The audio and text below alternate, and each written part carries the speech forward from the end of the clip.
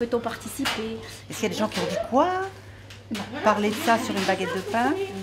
Personne. Non, au contraire. Génial, ça, tout le monde trouvait qu'effectivement l'idée était, on dit le pain quotidien, et bien on vient quotidiennement chez le boulanger, donc effectivement le fait de véhiculer ça au jour le jour. Ouais. Et les femmes ont l'air de... Enfin, le message, elles le regardent. Elle regarde, ah oui, elle regarde ça, elle dit bah non, et pourquoi, et oui, et ça c'est la dernière chose qu'elles vont ramener chez elles, voir sur la table, et voilà, très très bonne idée. Les hommes aussi, bien sûr, bien sûr. Beaucoup m'ont demandé, et moi, qu'est-ce que je peux faire? Qu'est-ce que je peux faire? Vous pouvez en parler à votre maman, à votre soeur, à votre fille. Bravo, mais vous êtes une géniale interprète pour notre opération. Je ne sais pas, mais en tout cas ça nous concerne toutes. J'ai eu des réactions très bizarres, particulièrement une jeune femme qui m'a dit « Mais non, mais moi je préfère pas le faire parce que j'ai trop peur du résultat. » Donc voilà. Bon, les jeunes, pour les habituer à cette idée-là, hein, le dépistage organisé, c'est quand même réservé aux femmes qui ont 50 ans déjà, hein, pour faire un suivi tous les 2 ans, c'est ça qui est important. C'est vrai qu'il y a des jeunes femmes qui ont aussi un cancer du sein, mais c'est une autre histoire. D'accord.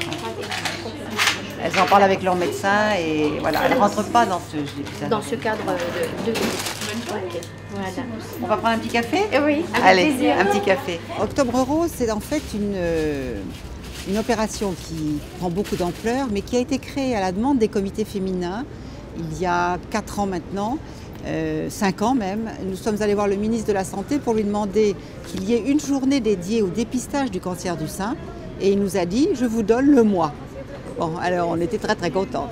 Puis l'INCa, l'Institut national du cancer, est né et a repris la main sur Octobre Rose et gère l'ensemble de la communication vers le grand public à propos d'Octobre Rose, c'est-à-dire faites-vous dépister. Le dépistage du cancer du sein, c'est une mammographie gratuite de 50 à 74 ans et tous les 2 ans. L'opération avec les boulangers, ça c'est une opération qui vraiment est une opération typique des comités féminins pour la prévention et le dépistage des cancers. L'idée, c'est de donner aux boulangers des sacs pour mettre les baguettes avec un message très clair. Le dépistage organisé du cancer du sein, c'est tous les 2 ans. De 50 à 74 ans, c'est tous les 2 ans. Et le deuxième message que nous voulons passer, c'est que ce dépistage organisé est un dépistage de qualité puisqu'il bénéficie d'une double lecture. C'est-à-dire que tous les clichés sont relus par un 2e collège d'experts en mammographie. Et pourquoi les boulangeries? Parce que le pain, c'est le pain quotidien de tout le monde.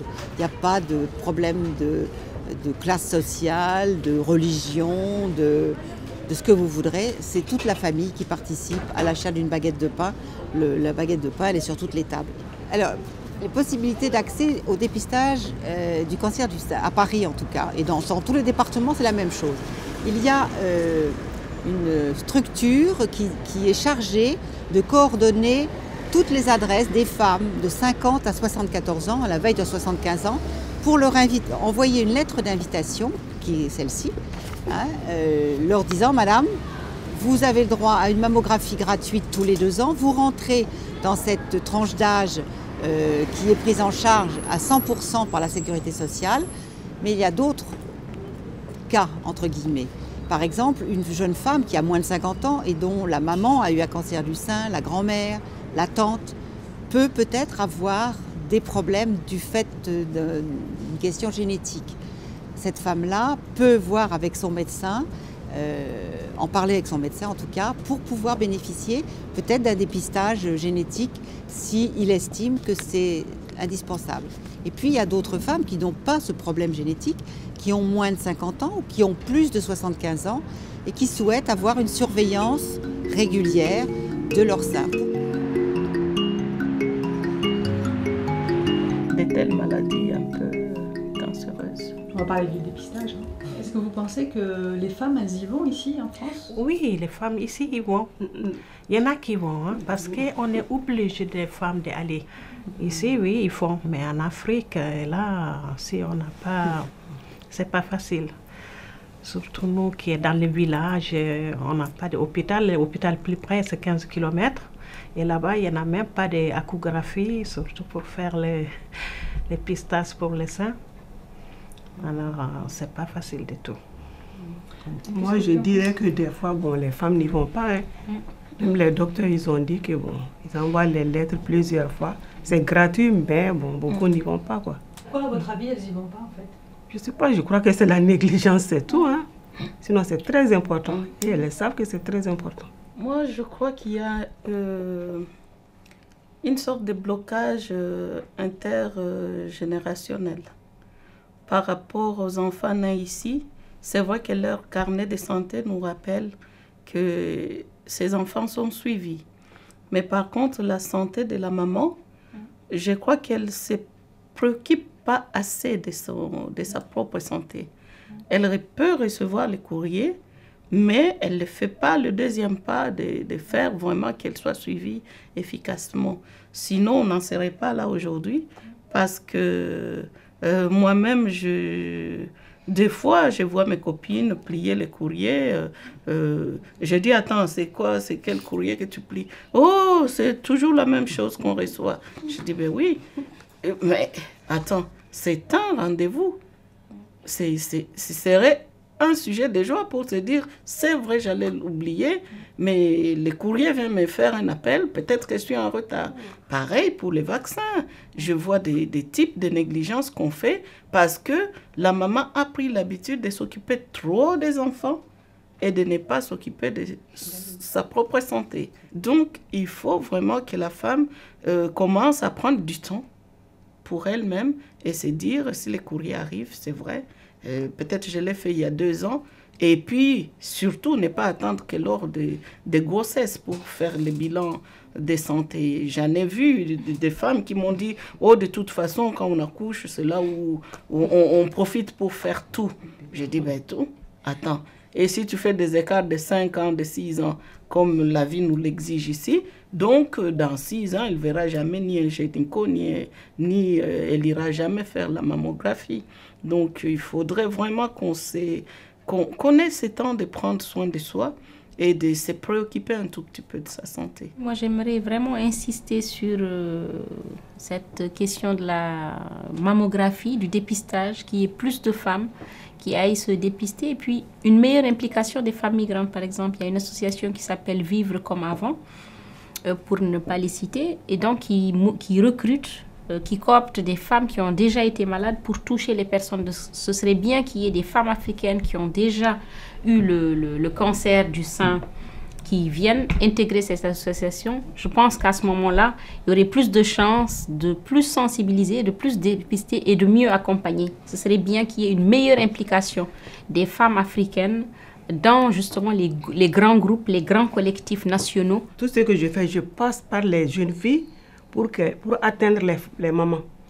Donc je crois que dans ce sens, ça pourra marcher aussi. Par rapport à certaines populations comme les migrantes, dont les maris ne veulent pas entendre parler que leurs femmes montrent leur sein, je pense que les jeunes ont, par rapport à ça, moins de tabou. Et qu'elles peuvent dire à leur maman, écoute maman, papa il dit ce qu'il veut, mais viens, on y va toutes les deux. Et je pense que ces jeunes femmes sont un relais important pour ce message. Il faut savoir, aujourd'hui en France, une femme meurt chaque heure des suites d'un cancer du sein. Donc c'est vraiment une maladie avec des catastrophes que l'on peut éviter. Le dépistage, c'est trouver par toujours le même examen, c'est-à-dire la mammographie, c'est trouver une tumeur toute petite, si petite, qu'on va l'enlever et que votre vie sera sauvée. C'est aussi bête que ça. Le dépistage s'adresse à des femmes en bonne santé et non pas à des malades. Le dépistage, c'est fait pour que vous restiez, pour que les femmes restent en bonne santé. Donc là, je suis en train de regarder une mammographie. On voit sur cette mammographie qu'il y a une assez volumineuse opacité, donc une boule assez grosse à l'intérieur du sein. Mais avec la loupe, je suis en train de regarder s'il n'y a pas d'autres anomalies dans l'autre sein et même dans celui-là, pour voir notamment ce qu'on appelle des microcalcifications, qui sont de minuscules petits points blancs que l'on regarde à la loupe et qui peuvent vouloir dire « attention, des cellules normales sont en train de devenir des cellules cancéreuses ». Donc l'analyse de la mammographie est très importante parce qu'il peut bien sûr y avoir des nodules volumineux comme celui que l'on voit là, mais également de toutes petites anomalies que l'on découvre sur des mammographies de dépistage et qu'on va voir avec cette loupe. Donc aujourd'hui, on peut dire en fait que si c'est dépisté tôt, vraiment on peut guérir du cancer du sein. Ah, on va dire que 90% et même plus des femmes qui auront un cancer de moins de 1 cm seront définitivement guéries de leur cancer du sein. Donc oui, c'est une affection qu'on peut guérir, et plus on la prend tôt, meilleur en est le pronostic. Personnellement, je pense qu'il est bien de faire une mammographie de référence à l'âge de 40 ans. Pourquoi? Parce qu'entre 40 et 50 ans, il y a quand même un certain nombre de femmes qui vont développer des cancers du sein, et je pense que c'est bien d'avoir une mammographie de référence à 40 ans pour voir l'aspect de ces seins. Étant donné que ça touche aussi beaucoup de femmes jeunes, donc à ce niveau-là, qu'est-ce qu'elles peuvent faire? Si vous voulez, 40 ans me semble un âge raisonnable pour commencer à avoir une première mammographie, parce que les cancers avant 40 ans, même chez les femmes d'origine africaine, sont quand même très rares. Et donc, la mammographie, ça a quand même une toxicité. C'est-à-dire que si on fait trop de mammographie dans sa vie, eh bien, ça peut créer un cancer du sein. Donc, c'est l'inverse du but recherché, hein. Et les seins sont d'autant plus sensibles aux rayons que les femmes sont jeunes. Mis à part le dépistage, mis à part les consultations donc, régulières chez le médecin, quelles autres solutions elles ont, les femmes, justement? Alors, les femmes peuvent elles-mêmes se palper les seins, hein, et vous savez qu'il y a une technique qu'on appelle l'autopalpation qui est très discutée dans le milieu médical. Pourquoi? Parce qu'on n'a pas démontré d'un point de vue scientifique que l'autopalpation permettait de réduire la mortalité par cancer du sein. Cependant, personnellement, je suis toujours un peu troublé parce qu'en fait, quand il y a des boules palpables, ce sont généralement les femmes qui les trouvent, ou leur conjoint ou conjointe éventuelle. C'est rarement les médecins, hein, donc c'est elles qui les trouvent et qui vont voir le médecin. Et donc personnellement, je pense préférable que les femmes trouvent leurs boules plutôt tôt que tard. Alors, généralement, il vaut mieux examiner ses seins juste après avoir eu ses règles. Hein, c'est le moment où les seins sont les plus souples, puisque souvent avant les règles, les seins deviennent plus durs, plus, dans notre jargon on dit mastosiques, hein, plus difficiles à palper et à examiner. Donc juste après les règles, et si on fait une autopalpation, on essaye de se palper du bout des doigts la main à plat, hein, du bout des doigts la main à plat, sans pincer son sein, sinon on va créer de fausses boules. Et en examinant le sein, cadran, on coupe le sein en 4 et on l'examine cadran par cadran, en palpant comme ça pour essayer de voir s'il y a des consistances différentes à l'intérieur de son sein. Il faut toujours comparer un sein par rapport à l'autre, mais si on sent une zone qui n'a pas la même consistance, qui est plus dure, eh bien à ce moment-là, parfois, il vaut mieux consulter, bien que ça puisse correspondre tout à fait à des anomalies bénignes. On a parlé des adénofibromes, des kystes. Il y a des zones dites de mastose, hein, qui peuvent donner des zones indurées dans le sein. C'est pour ça que ce n'est pas toujours facile, l'autopalpation. Mais enfin, je persiste, si on trouve un nodule de cancer tôt, c'est mieux que de le trouver tard. Il y a effectivement une possibilité de faire l'auto-examen qui permet aux femmes de détecter, parce qu'on a rencontré une malade dans le cadre justement de la mise en place de cet outil, une malade qui avait pu détecter son cancer par l'autopalpation. Or, on se rend compte que dans certaines populations, notamment africaines, les femmes ne se touchent pas. Il y a un rapport au corps qui est problématique, qui fait que les femmes ne se palpent pas. Et donc, par l'autopalpation, ne serait-ce qu'une fois par mois, les femmes peuvent justement s'autopalper pour repérer une anomalie, quelque chose d'anormal. Et dans ce cas-là, aller tout de suite voir justement un médecin. Ça, c'est vraiment important parce que ça, comme on dit, ça réduit le taux de mortalité et ça permet aussi entre les deux. Par ailleurs, l'autopalpation ne règle pas le problème du dépistage, ne règle pas le problème de la mammographie. L'idéal, c'est et de s'autopalper et de faire un dépistage, d'allier les deux méthodes qui sont d'ailleurs complémentaires. Oui, moi je dirais aussi la même chose parce qu'à partir du moment où l'information est muselées, je peux dire, hein, par rapport à notre communauté. L'autopalpation, je ne vois pas comment elles vont commencer par le faire. Parce qu'elles ne savent même pas que ça peut servir à quelque chose. Alors que la femme africaine, par rapport à son corps, comme disait Assiata, c'est le corps de l'autre, c'est le corps du mari, mais pas son bien-être, pas pour son bien-être à elle-même. C'est un bien pour l'autre. Jamais la femme africaine ne peut penser que s'autopalper pour son bien, ça entre dans ses habitudes. Et ça, il faut les développer. Il faut qu'on ait des champs, des passerelles, des communications qui font que les petits tabous là, qui bloquent nos mentales, que toutes ces choses tombent dans les habitudes, dans les coutumes, dans des choses comme ça, que les habitudes tombent. Il faut que nous, les associations, on essaye de découvrir et de les montrer avec le jeunesse, comme on a dit tout à l'heure, et avec les mobilisations, bouche à oreille, à dire tous les autres qui ne savent pas cette maladie est dangereuse, pour les expliquer qu'il faut les faire. Comme ça, j'espère que ça va aboutir. Moi, je crois aussi qu'il y a un problème d'éducation. Parce que l'éducation des femmes, c'est très important. Bon, alphabétisation, tout ça. Une femme bien éduquée comprendra mieux. Non seulement elle va s'occuper bien de sa famille, de ses enfants, mais d'elle-même. Donc il faudra insister, je crois, sur l'éducation des femmes. Que ce soit ici ou en Afrique.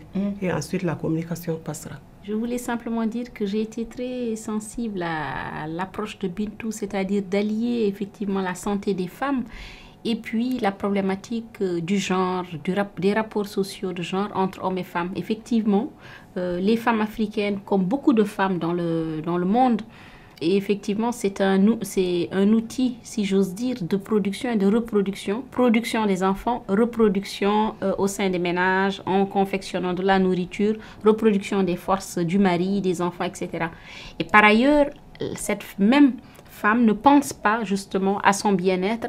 Soit elle se charge de la famille, la nourrir, sa propriété, ou bien mettre au monde des enfants, mais il n'y a pas une interrogation sur son bien-être, aussi bien mental, corporel, etc. C'est une vraie question et vraiment, ça permet justement d'avancer sur le problème de la santé des femmes, que c'est un vrai problème, que c'est important, parce que si elles sont malades, qui prendra en charge la famille? Cela dit, elles ne sont pas là pour prendre en charge tout le temps la famille. C'est vrai, parce que les maris, ils savent qu'est-ce que les femmes doivent faire.